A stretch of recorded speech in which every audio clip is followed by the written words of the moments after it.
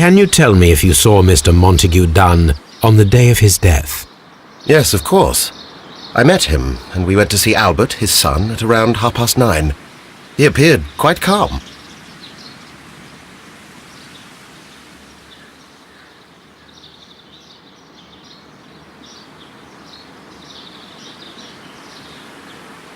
What were you doing on the morning of the accident? After paying multiple visits to Albert, I had a little talk with Miss White. Then I returned to my desk to complete some paperwork. Suddenly I observed that Mr. Dunn was not feeling well, so I ran immediately to fetch Albert. I clearly remember that it was around 10:30, for I was late that morning. Thank you, Mr. Hamish. We shall continue our investigation.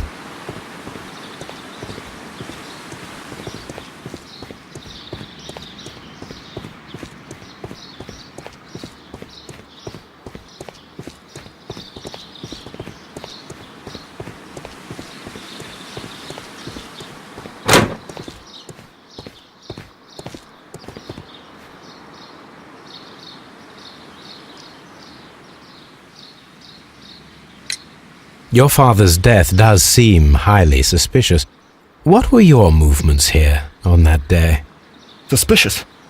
Well, I was working in the seed house, taking care of something, or Lear Pontus, or... No, wait. These Latin names. And I spent so many hours trying to memorize them. Did you see your father that day? Yes. He came here with Mr. Hamish for his weekly visit. There was nothing unusual about that. And then? Nothing. They stepped out to the backyard. It was perhaps 20 minutes before 10 o'clock. Then about 10 minutes later, I saw my father heading for the dry tropics room while Mr. Hamish returned here. And Mr. Hamish and Miss White, what were they both doing that morning? Mr. Hamish visited me a couple of times. I also saw him returning from talking with Miss White, and that was at 10 minutes past 10. But then he ran back here to me to tell me that my father was feeling unwell. We hurried across to the water lily room, and I found my father lying dead on the floor. Oh, my God. Thank you, young man. We shall see you again soon.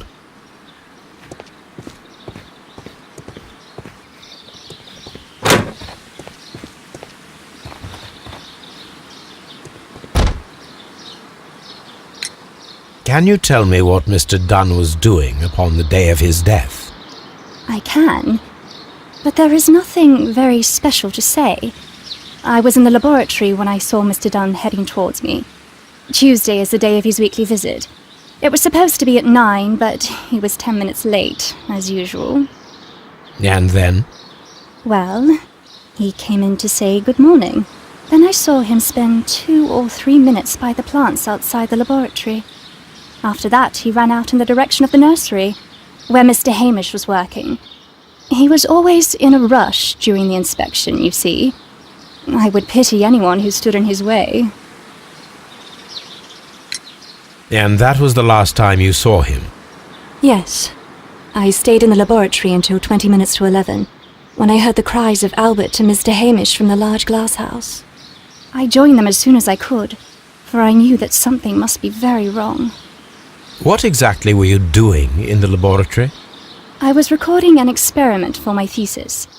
I only stopped my work once when Mr. Hamish visited me briefly around 10 o'clock. You say you were recording an experiment when the tragedy occurred. Might I listen to the roll? Certainly. Please do. You will find it in the laboratory. It is number 320. Thank you, miss. Everyone has gone, Holmes. The way is clear.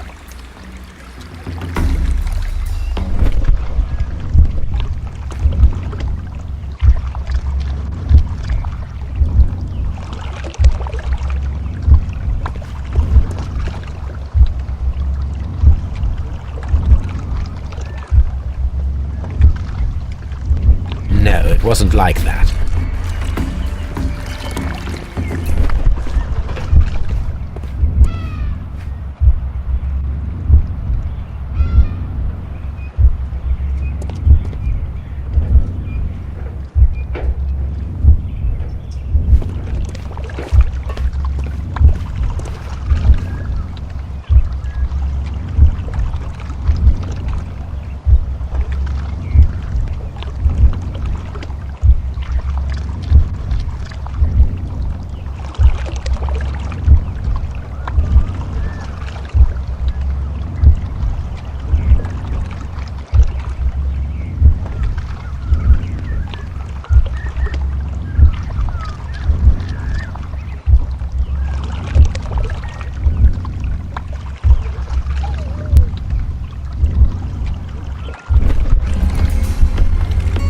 When Montague Dunn was standing close by the plants, the caterpillars were released and caused the deadly spores to activate. Panicking, and likely already half asphyxiated, Montague Dunn started back and knocked over the bust. He rushed to the door, but it was locked. He had to force it open with his shoulder. We already know the outcome. Montague Dunn collapsed and died not far from the pool. Well, it is time to perform our experiment on the ventilation system.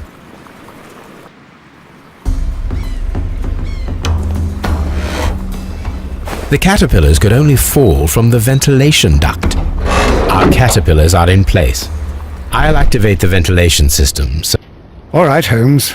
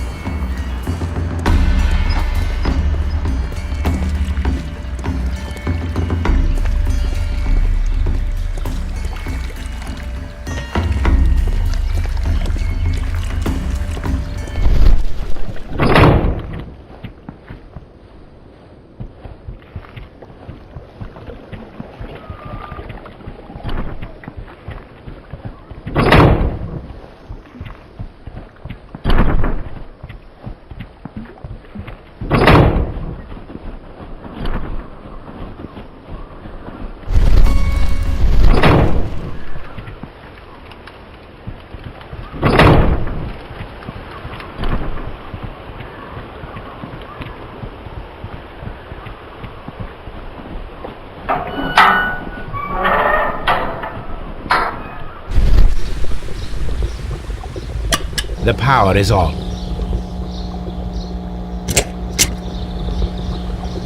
The engine has started.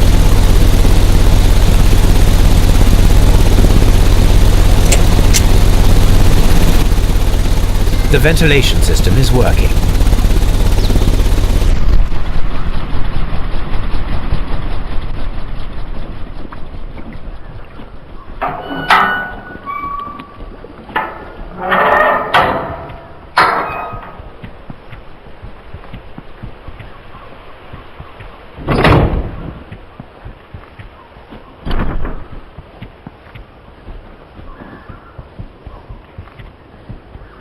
From here, we are unable to see the interior of the Colonial Collection Room.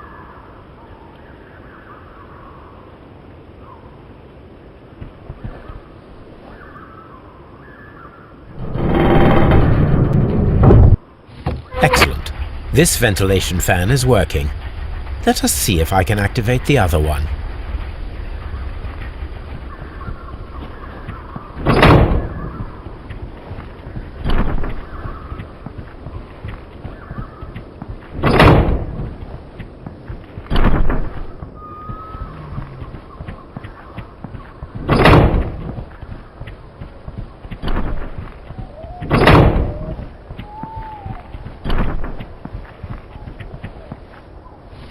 Perfect. Now I just need to find Watson to check the result.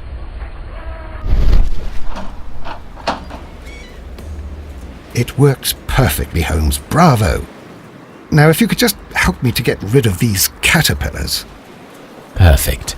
Now we know how the murder of Montague Dunn was carried out, by activating both Albert's and Mr. Hamish's fans. But only from Mr. Hamish's workplace would it be possible to see when Montague Dunn entered the Colonial Collection Room.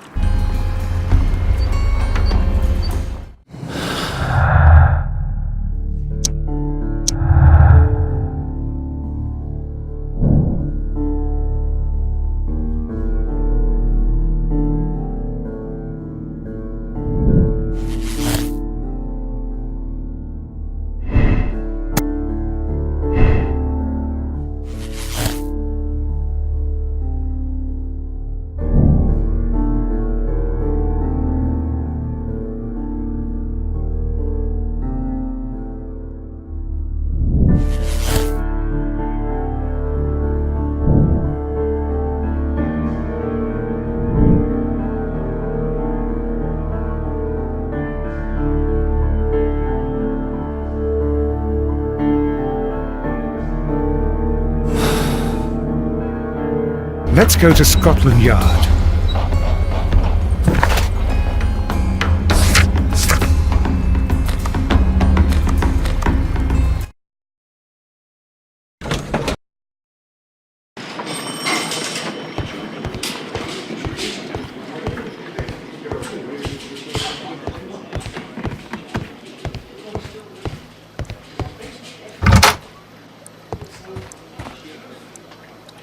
Inspector, I believe that Martin Hamish is guilty of the murder of Montague Dunn. Aha! I knew it! I'll send the lads around to arrest him. Very good. I shall wait to hear from you.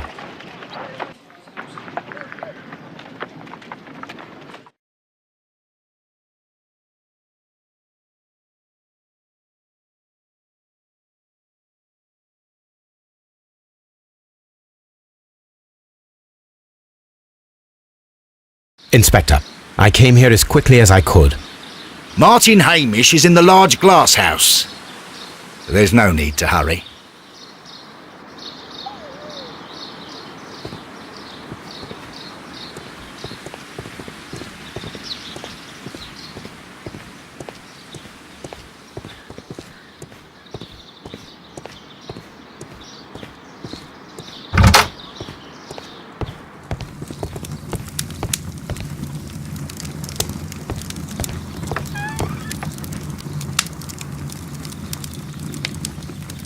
Here it is.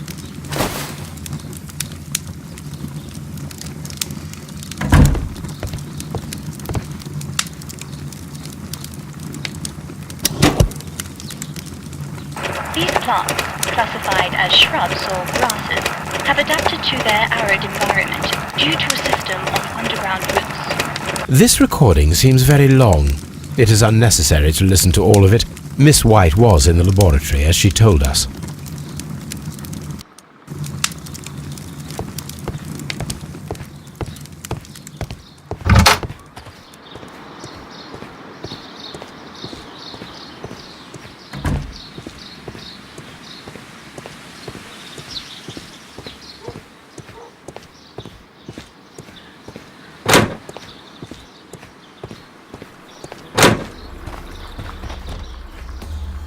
Holmes, my God! Yes, we found him like that. Our messing around with the ventilation system didn't go unnoticed. Mr. Hamish realized that we knew. Inspector, could you arrange the body, please? I should like to examine it.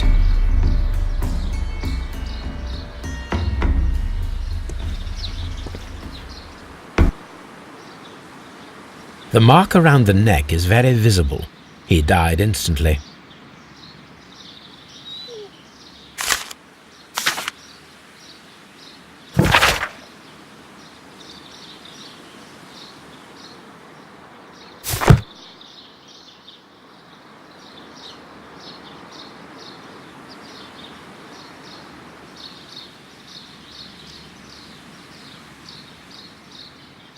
Holmes, his left shoe is unique.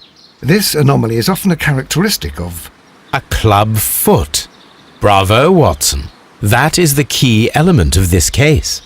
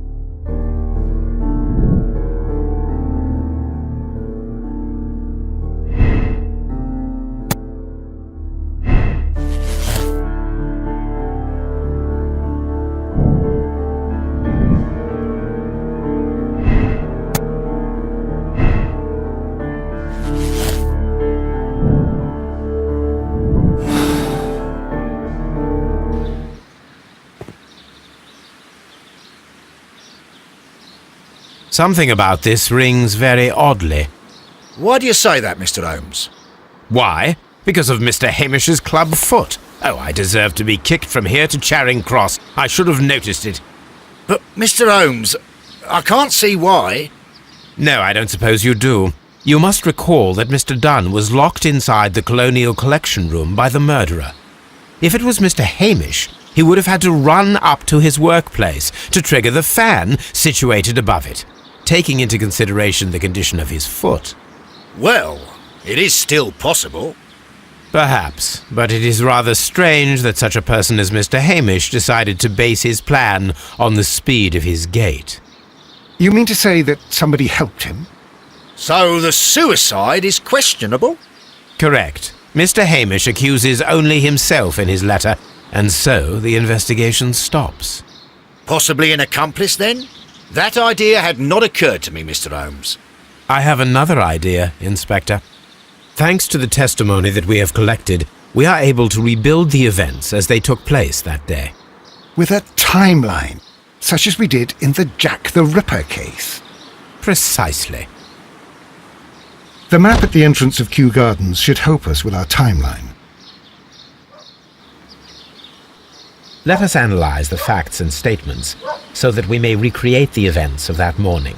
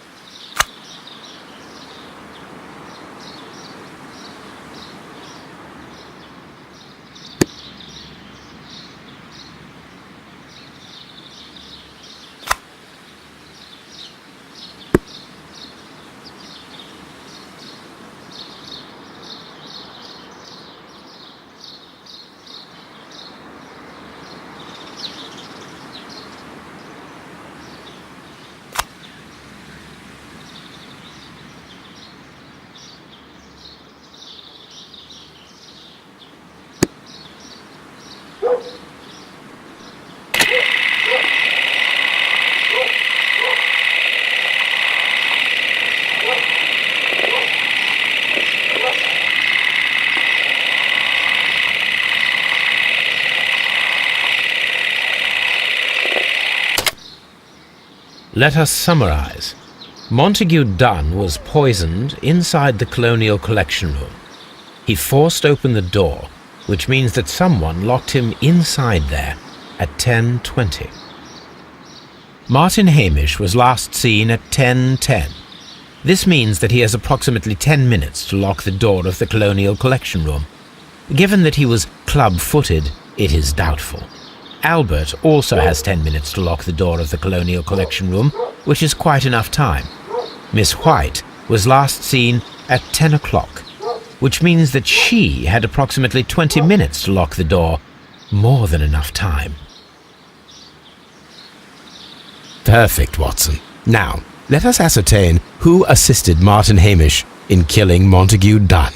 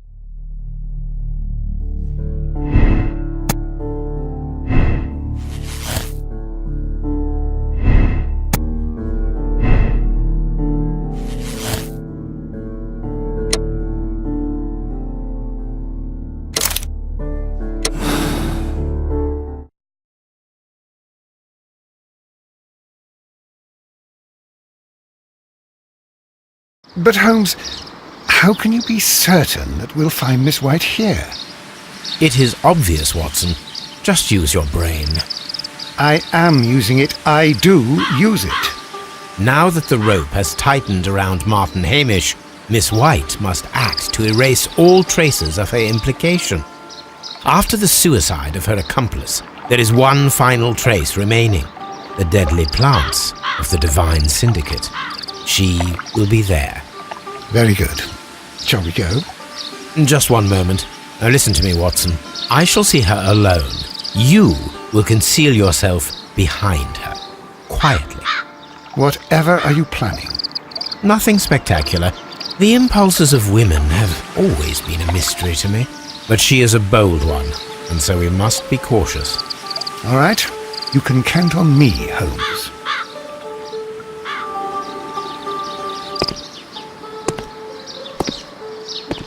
Mr. Holmes, good day to you.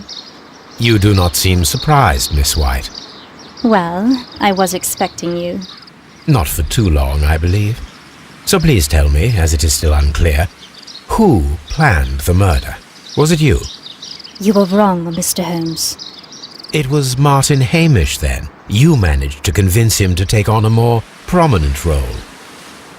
You could not be further from the truth. You think that you can fool me? You don't care what I think. It is difficult to care about someone who is capable of pushing a man to his suicide. It is over, Miss White. The police will be here any minute. Over, perhaps. One moment you were here, and the next, you were on the other side. The other side? No! Stop!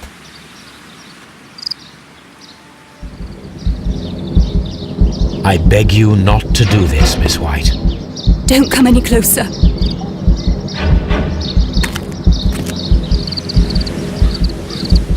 Please remain calm.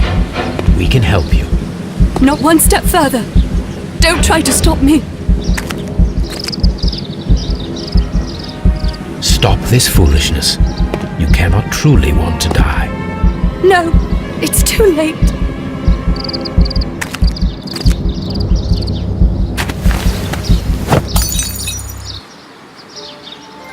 Well done, Watson. She was not faking. Miss White, you have no right to take your own life. Dr. Watson? Did you just save me? Or worse?